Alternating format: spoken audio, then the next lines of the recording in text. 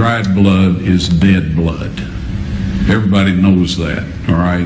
They can test the blood of the pharaohs, the mummies of the pharaohs, all right? There's certain things they can do.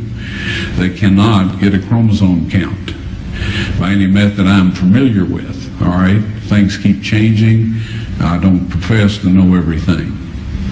However, there's no way I know that you can get a chromosome count out of dead blood. You can get a DNA and some other things, but not a chromosome count, all right? That's done by living white blood cells.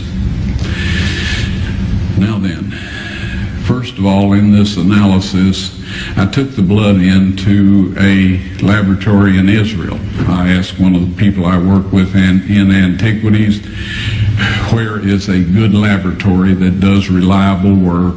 And they said, such and such, such and such. I took it. I just said, please examine this blood and tell me what you can tell me about it.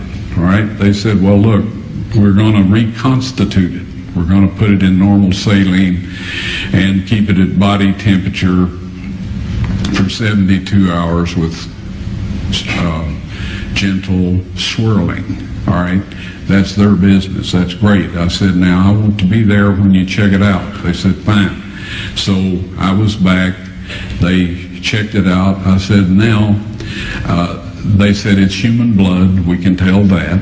They did whatever tests they need to do. And then I said, take some of the white blood cells and put them in a growth medium and keep them at body temperature for 48 hours. And they said, well, that'll do no good because it's dead blood. I said, would you please do that for me? And they said, okay, we'll do it. So anyway, I said, I want to be there when you take it out and examine it. So I was back there. They took it out, examined it under a microscope, and the one technician called the other one over there, and then they called the boss over there, and they were talking Hebrew a mile a minute there for a little bit, and they looked at me and they said, Mr. Wyatt, this human blood only has 24 chromosomes in it. Everybody else has 46. You see, 23 from your mother, 23 from your father, 22 autosomes from your mother, 22 autosomes from your father. You get an X from your mother, you may get an X or a Y from your father, all right? This blood had 23 chromosomes from the mother's side, one Y chromosome only.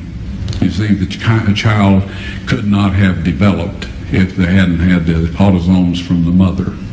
So all of his physical characteristics were determined by his mother's side of the family, her autosomes. His maleness was determined by this one Y that came from the source, not a human male. Then they said, this blood is alive. And then they said, whose blood is this?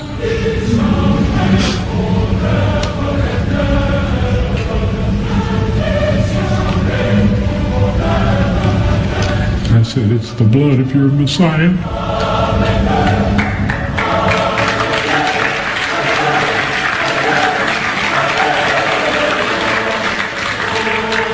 And I assure you, those men's lives have changed.